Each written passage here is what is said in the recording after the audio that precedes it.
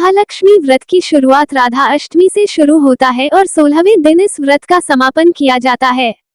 इस दिन महालक्ष्मी व्रत कथा का पाठ करने से भक्तों पर मां की कृपा दृष्टि बनी रहती है।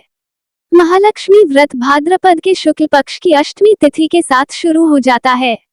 इस दिन राधा रानी के जन्मदिन के रूप में राधा अष्टमी का पर्व भी मनाया जाता है। महालक्ष्मी व्रत आज से शुरू होकर 16वें दिन यानी 17 सितंबर को समाप्त होगा। आज के दिन विधिपूर्वक और श्रद्धा से महालक्ष्मी व्रत रखा जाता है।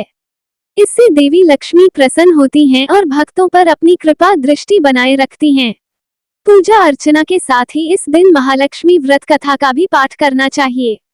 तो आइए पढ़ते हैं महालक्ष्मी व्रत कथा। महालक्ष्मी व्रत कथा काफी समय पुरानी बात है।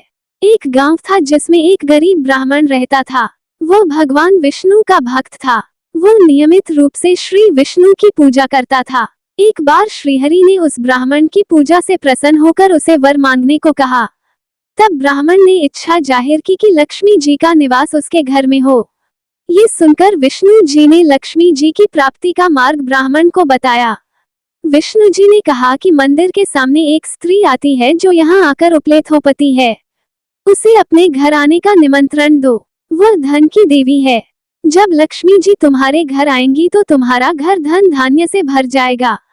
इतना कहकर विष्णु जी ध्यानमग्न हो गए।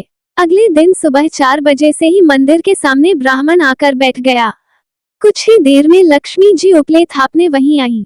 ब्राह्मण ने उनसे उसके घर आने का निवेदन किया।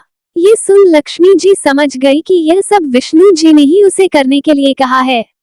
तब उन्होंने ब्राह्मण से कहा कि तुम महालक्ष्मी व्रत करो। यह व्रत 16 दिनों तक व्रत करने और 16वें दिन रात को चंद्रमा को अर्घ्य देने के बाद ही तुम्हारा मनोरथ पूरा होगा।